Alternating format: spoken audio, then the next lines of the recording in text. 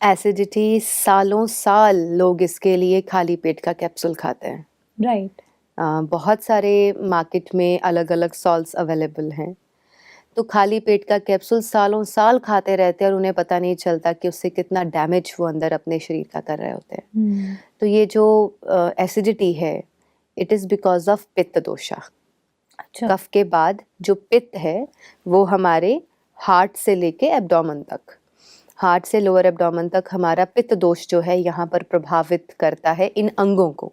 तो इसमें जितने भी अंग आ जाते हैं, हमारा स्टमक, हमारा लिवर, हमारा गॉल ब्लैडर, तो this all gets affected due to increase और decrease of pitta dosha. Okay. तो पित्त दोष अगर बिगड़ेगा, उन्हें गर्मी भी ज़्यादा फील हो सकती है, उनको एसिडिटी और हार्ट बर्निंग भी फील हो सकती है, जलन महसूस हो सकती है, स्टमक के अल्सर्स हो सकते हैं, गॉल ब्लैडर की प्रॉब्लम आ सकती है, फैटी लिवर हो सकता है, और जो बिलिरुबिन बाइल डक्ट होता है, बिलिरुबिन स्टोर होता है और लिवर से बाद में गॉल ब्लैडर से रिलीज होता है, उसमें भी बहुत सारी दिक्कतें आती हैं। तो इनसे जुड़ी हुई एक नहीं लेकिन हंड्रेड्स ऑफ डिजीजेस आगे जा कर के जन्म लेती हैं। तो अगर आपका पित्त दोष बिगड़ा हुआ है तो उसको सम रखने के यत्न करने चाहिए।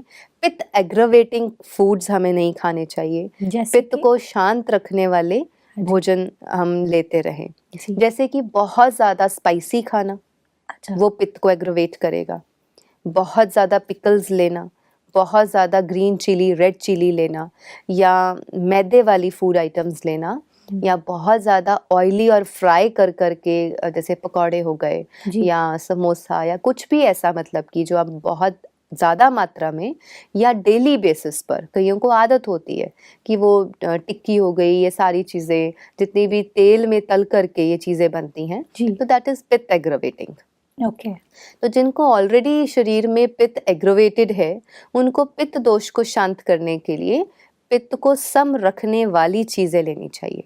और आयुर्वेद में वाग्भट जी ने सबसे उत्तम पित्त को सम रखने के लिए बताया है गाय का देसी घी। अच्छा जी, देसी गाय का देसी घी अगर आप हर रोज़ अपने दोपहर के भोजन में 1-2 चम्मच ऐड करके लेते हैं, आपका पित्त जीवन भर शांत रहेगा, सम रहेगा।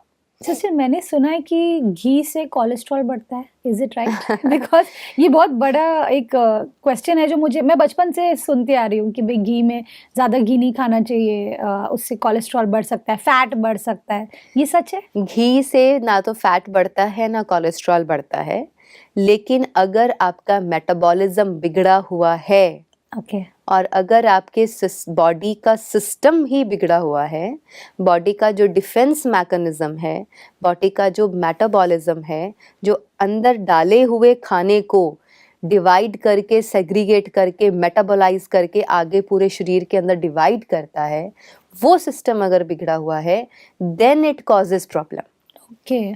अगर सिस्टम ठीक है, आप चाहे उस व्यक्ति को सारा दिन बिठा के घी पिला दो, उससे कुछ फर्क नहीं पड़ने वाला। अच्छा जी, wow. So it's more important कि हमारी बॉडी का defence mechanism, the fighting power of the body, the defence power of the body, हमारी बॉडी का जो अपना एक इम्यूनिटी पावर है, हमारे जो डिफेंस पावर है, जो बॉडी का सेल का डिफेंस मैकेनिज्म है, वो अगर स्ट्रांग है, आप कुछ भी खाइए, या तो बॉडी उसको मेटाबोलाइज करेगी, या उसको डाइजेस्ट करेगी, या उसको एक्सक्रीट कर देगी।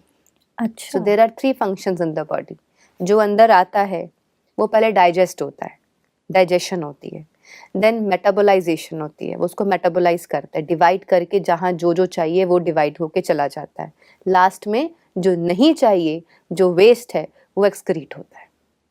तो बॉडी खुद डिसाइड करती है कि ये इतना मुझे चाहिए, ये नहीं चाहिए, वो एक्सक्रीट कर देगी, वो एक्सक्रीटा बन के बाहर आ जाता है। सो इट्स नॉट कि खाने की ये चीज़ें हमें ये क्रिएट करती हैं, लेकिन वो चीज़ें क्रिएट तब होती हैं जब हमारा सिस्टम बिगड़ा हुआ है। तब जा कर के हम वो दोष लगा देते हैं, जबकि देसी गाय का देसी घी तो कफ, पित्त और वात तीनों को ही सम रखता है। Wow. And it acts as a lubrication for the body. आपको कभी भी कॉन्स्टिपेशन नहीं होगा। अगर आपकी सभी आंतें स्मूथ हैं, सॉफ्ट हैं, due to taking little bit oils and गाय का देसी घी, तो आपको कभी भी कॉन्स्टिपेशन नहीं हो सकता। जितना अंदर ड्राइनेस रहेगा, जितना अंदर खुश्की रहेगी, उतना कॉन्स्टिपेशन बढ़ेगा। बिल्कुल। डाइजेशन अच्छा नहीं होगा तो कॉन्स्टिपेशन हो जाएगी। तो दिस इज़ द रीज़न।